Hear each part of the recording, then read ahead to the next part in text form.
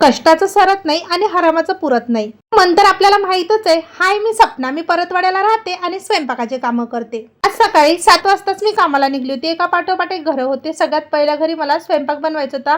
मुगाची उसळ बनवायची होती, बटाट्याची भाजी, वरण भात आणि पोळ्या. सगळा बेत त्यांनी ठरवून ठेवलेला होता. मग झटपट कामाला लागली आणि पटापट स्वयंपाकाची सुरुवात केली. मी आता स्वयंपाकाचे कामं करते, पण मी जेव्हापासून लहान होती ना तेव्हापासून माझी आई हेच कामं करत होती. कधी कधी आई मला तिच्यासोबत कामावर घेऊन जायची, कारण की शाळेला सुट्टी असली की मी दिवसभर मुलींसोबत भटकायची आणि दिवसभर मी गावभर फिरली नाही पाहिजे म्हणूनच आई मला सोबत कामावर घेऊन जायची. जातानाच सांगायची की कामावर गेल्यावर अजिबात काही खायचं प्यायचं मागायचं नाही. माझा डब्बा तिच्या सोबतच असायचा. पण मी जेव्हा कामावर जायची तिच्यासोबत, तिथं काही मला खायचं दिसलं की मला असं वाटायचं ते मला दिलं पाहिजे. आणि एक वेळा ना डायनिंग टेबलवर पेढे झाकून ठेवलेले होते. 3-4 पेढे होते. माझी आई काम करत होती. मला असं वाटलं मला कोण पाहतंय. मी घेतला एक पेढा आणि उचलला आणि खाऊन घेतला.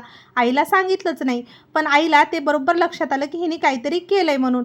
मग आईने ना चांगलं मला घरी जाऊन बदडलं आणि सांगितलं, याच्यानंतर जर कोणाच्या इथं काही खाल्लं तर तुला सांगणार. कारण की काही लोक ना आपलं मन बघण्यासाठी की हे चोर आहेत का, ह्यांचं मन लालची आहे का, असं बघण्यासाठी काही सामान वगैरे पुढं ठेवतात. त्याला म्हणून अजिबात ना कामावर गेल्याच्या नंतर कशालाच हात लावायचं नाही. ही आईची शिकवण मी आयुष्यभर लक्षात ठेवली. आईने त्यावेळेस मला सांगितलं होतं की बघ, कष्टाचं सरत नाही आणि हरामाचं पुरत नाही. जे आपल्या मेहनतीने आपण कमवलंय ना ते आनंदाने खाऊन जगायचं. तर मी अशाच तऱ्हेने आपलं आयुष्य जगते. चला, आता सगळे कामं वगैरे आटोपून आली, कूलरमध्ये पाणी भरते, जेवण करते आणि पुन्हा भेटते. व्हिडिओ आवडला तर नक्की फॉलो करून घ्या.